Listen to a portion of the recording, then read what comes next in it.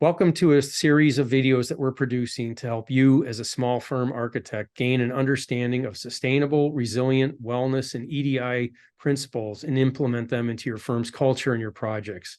I'm Nate Kipnis, FAIA, a member of the AIA Small Firm Exchange Executive Committee and a past national co-chair of the AIA's 2030 Commitment Working Group. Today for our inaugural video, I'm honored to be joined by David Arkin, AIA of Arkin Tilt Architects based in Berkeley, California. David, can you tell me a little bit more about yourself?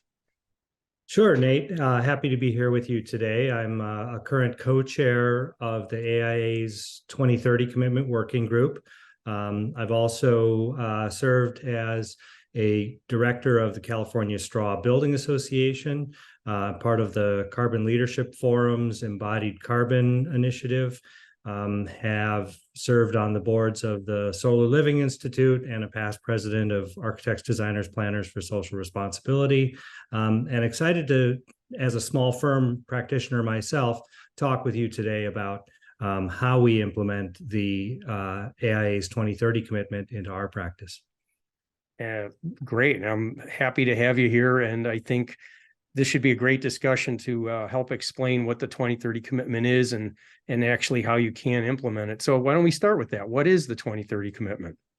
Sure. In 2006, Ed Masria, FAIA, actually an AIA gold medal winner, and his organization, Architecture 2030, mapped a path to a carbon neutral built environment by the year 2030 as a way of addressing climate change. And the AIA adopted this pathway in 2006 and started asking firms to become signatories to this commitment towards a carbon neutral built environment. The first step in becoming a part of the 2030 commitment is signing a letter written to the AIA president that expresses your desire to be part of this solution. The second step, though it for our firm was the third step, is authoring a sustainability action plan, which maps out the steps that you'll take within your practice to start to target carbon neutral buildings. And then the last step is reporting your projects into the AIA's Design Data Exchange, which is an online database where we track our collective progress towards these goals. The 2030 commitment started with a 50% reduction in buildings' energy use intensity. That's the energy that it takes to run heating, ventilating, and air conditioning systems, all the plug loads, various equipment in the building. And it, of course, varies greatly over different building types.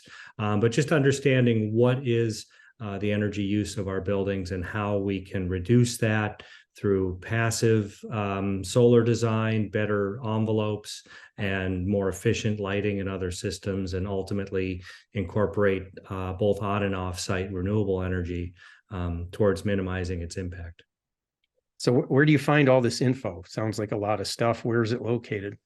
The AIA's website, and many of us smaller firm practitioners weren't even aware of the amazing amount of resources that are available to us. But the AIA's website has a page on the 2030 commitment, and it has all the links to the steps that one takes. There's a guide to creating your sustainability action plan. The Design Data Exchange has many webinars, both live that we host as well as available through the AIAU website to basically go step by step through how easy it is to report your projects into the Design Data Exchange. So if you're just starting, this all sounds potentially intimidating. So what is the easy way to do this? Like if you're just starting, without being bombarded with all the technical stuff, is it relatively easy to start, or do you need consultants? I mean, what's the way to do this? I'll just describe how we started, which was to choose to do just one project in our first year, just to get to know it. And we had an intern who went into the Design Data Exchange and explored what is the basic information that we need to enter. And it was surprising. Most of it we already found on the cover sheet of our drawings, which is, where is the project located? How big is it? What building type is it? It's, the basic metrics. And then, energy use intensity is something that we're often already calculating when we do heating and cooling loads or, any type of energy modeling, which is encouraged but not required. And often if you're designing to a model energy code, you can just use that baseline information. I know there's a pull down that asks for what the building code is. So if you don't do the energy modeling, the thought is you're at least submitting for permits and you're going to get that permit. So therefore you're going to meet that minimum. So by doing that pull down, you're going to get that simple data. And so it's not difficult to do at that low level.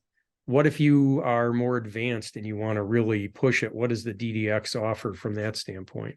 Well, there are ways of entering your fuel sources. So if you're doing an all electric building, you can then identify what how much renewable energy you're generating on site using offsite renewables.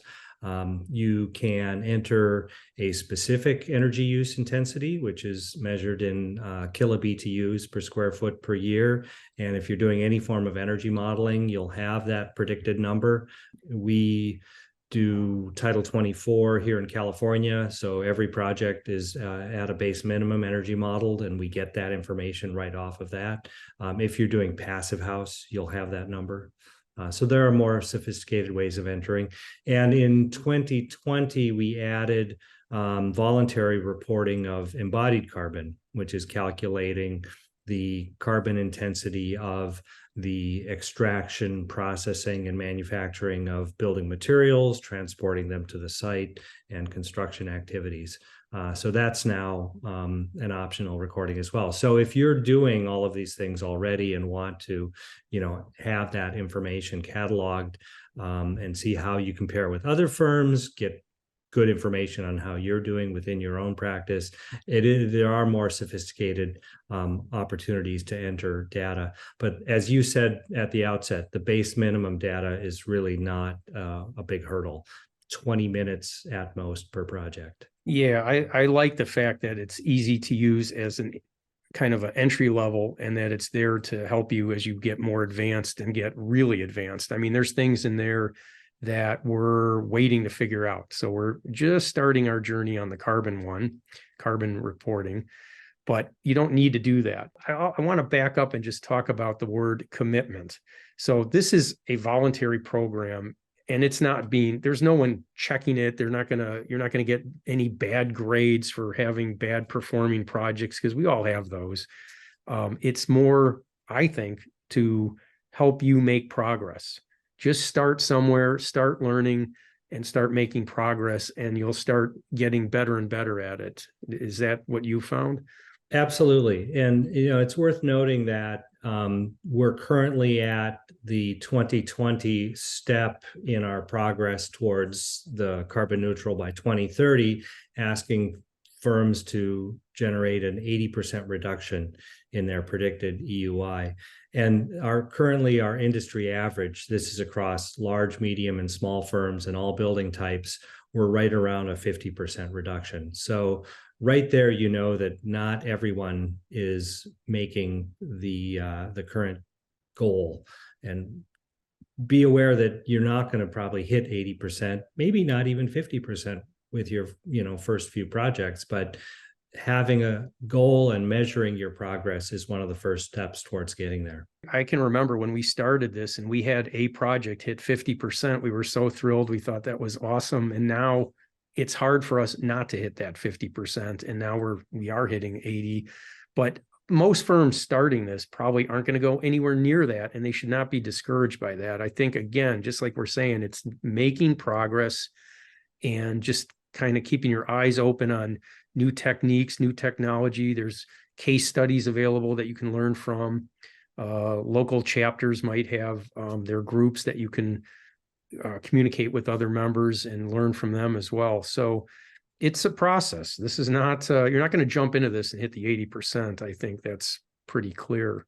No, it's true. But at the same time, it's worth noting that of the firms that are achieving that 80% or greater reduction, the majority are small firms. And it probably has to do with the nimble building types that we're doing. And if they're smaller buildings on more, rural sites, you have greater opportunity for incorporating renewable energy in the form of photovoltaics or others. And it's also worth noting that you can have purchased renewable energy credits apply towards your EUI reductions. So if you're buying clean power from the grid and have an all-electric building, you will be that one step closer towards achieving the 80% reduction, if not 100%. I know when the 2030 commitment was started, one of the main emphasis was to make it part of the firm's culture. In other words, if you have a 10-person firm, what you don't want to do is have one guy in the corner figuring all this out and not communicating it. You want everyone to understand what the EUI is, what is the target at the beginning, and really work towards that as a team and not just have this number appear magically. We like to do our own in-house modeling, but you don't have to. Certainly you don't have to, but we like that because it gives us real-time feedback. Do you guys have a consultant, or do you do that in-house, or how do you do it? We're doing our reporting in-house. We actually have a spreadsheet, and each of our project managers enters the data for their project. So everybody's engaged in how we generate the data. We do some of our modeling in-house. Often we'll employ a envelope and energy consultant, and they again do our state mandated energy calculations for us as well. So it's a hybrid, I would say. I think it's really great. I think the DDX is a nice portfolio that lives online that you can keep referencing with your projects as you keep moving forward. So you can look back, hey, how did we do that one project? What were the metrics that we had for it? And I just think it's really great. It's not a certification program. I want to be clear about that. It's not like LEED or Passive House, but it's a reporting tool. And I think it's just really nicely set up especially for small firms. But I will say this, as we get down to medium size and small size firms, we see some firms signing on and then not following up with actually reporting. And so I know that's been a big push, is to get these firms to actually report. And it doesn't take long. Like you said, it's only going to take 20 minutes to assemble all that data and report it. Yeah, and we are underrepresented as a percentage of the number of firms across the AIA. So we are really encouraging all firms, sole practitioners, small, medium, and large size firms to participate in the program. And you'll find that having that portfolio of your progress can be used as a marketing tool. You can really use it to explain to potential clients that, this is part of what you're going to get, and you will have lower energy bills and operating costs as the result of our work together with you. And then I haven't had anyone who say, no, I don't want a lower energy bill. Well, and I also know that this is being required by some of the awards programs, so that being a signatory or actually showing what the EUI is for projects, how that's counted, that's going to vary from organization to organization, but you're starting to see this. You're actually starting to see it in requests for proposals too, that are you a signatory to the 2030 commitment? We just enacted a Buy Clean California, which requires embodied carbon whole building life cycle analysis for large projects. But I think for everyone, you should know that this is coming. And this is a great way to get up to speed through the 2030 commitment. So any closing thoughts? We look forward to your joining this effort to address climate change, which the AIA has adopted as one of our primary objectives. So look forward to you being a part of it. Thank you very much, David, for spending time on this. We're going to have a lot more videos going into each component of sustainability and resilience and wellness and EDI, and just keep looking for those videos. Thanks. Thank you.